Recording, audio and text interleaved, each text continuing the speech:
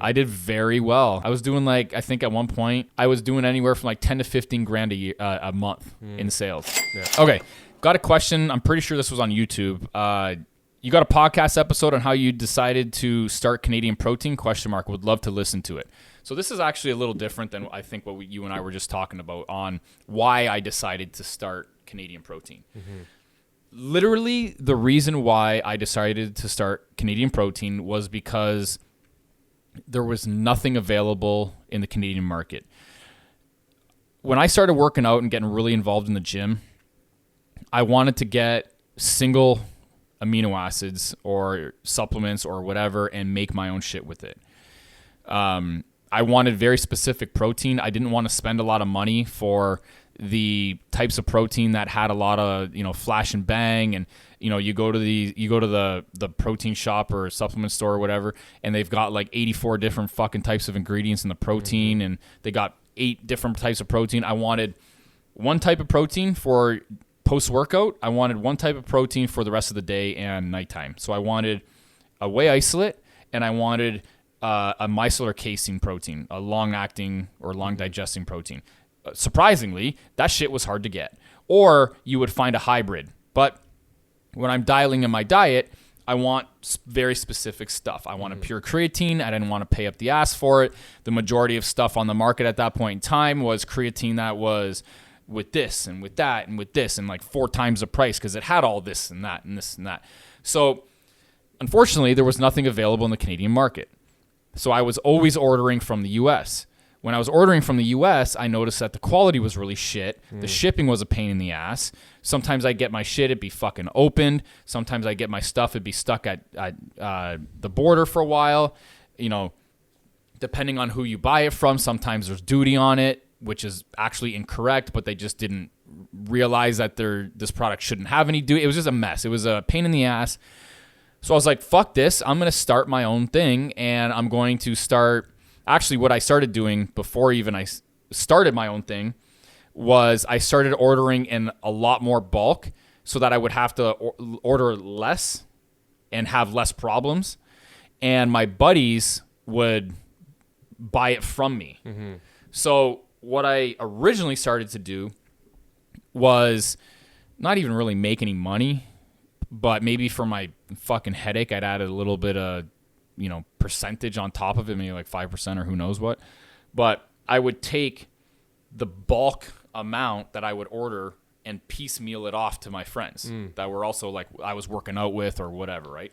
So then it got to the point where I started to private label because I was like, well, if my friends and family are trying to get in on this, I bet you I'm not the only one. And lo and behold, I wasn't. And then I started selling it at a friend's gym in LaSalle.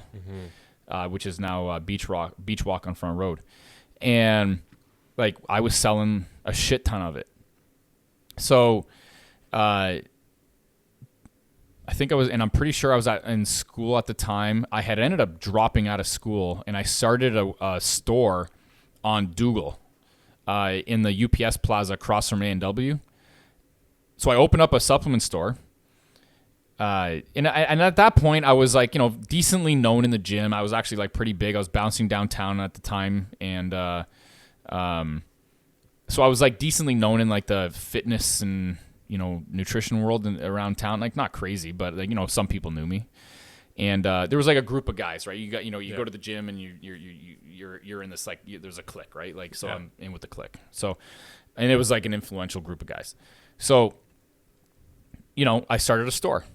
And the store was based off of the same principles of why I was buying over in the U.S. So the principles being usually single form stuff, like it's whey concentrate or it's whey isolate or it's simple mass gainer, like simplicity. It was based on simplicity where you didn't have to look at a label. There's 84 ingredients.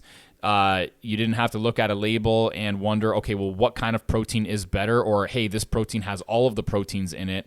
Is this okay? No.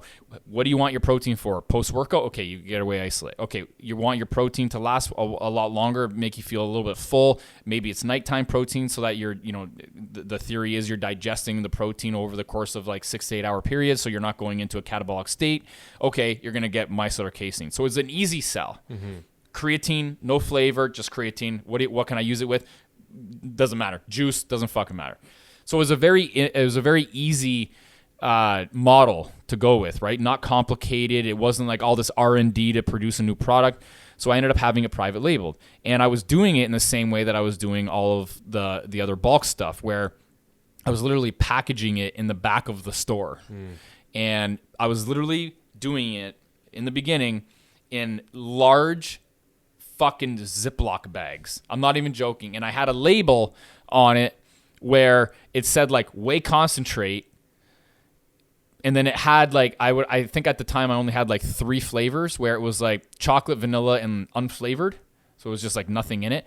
And there was like radio buttons where I would take a marker and like dab whichever radio button the flavor was. You know what I'm saying? Yeah. And I would print the labels in the back of the shop as well with my fucking computer, or not at the back, even at like the retail desk. Yeah. I'll just print the labels there and just like slap them on. And I would slap them on over the marker that when I was making the bags, I would just make the bags and like, you know what I'm saying? So I would write whatever flavors on there. So just a really very rudimentary, and I did well. I did very well. I was doing like, I think at one point when I sold the store, I was doing about 10, I was maybe like anywhere, depending on the time of year, I was doing anywhere from like 10 to 15 grand a month in sales for a small 700 square foot retail store. Like that's fucking huge, man. Yeah. Maybe not, maybe a little bit more than 700, but you get the point. And, so the reason why I started the store though was because I started a website and it was not doing well. So originally the store and website was called truesupplements.com. The store, the website was not doing well. So I was like, holy fuck, I need something. I've dropped out of school. What am I going to do here? Right. And, I named the store the same as the website. It was like truesupplements.com. Like that's literally what the store name was. And then the website started taking off. So then once the website started taking off, obviously I realized that, well, unless I want to open, a chain of stores, which is a huge pain in the ass, because this one store was a huge pain in the ass. I'm going to do, my chances of scaling the business are much better scaling the business with an e-commerce website than a brick and mortar shop. So I ended up selling the store to a local guy and went full in on the website. And then now we're here, Canadian Protein.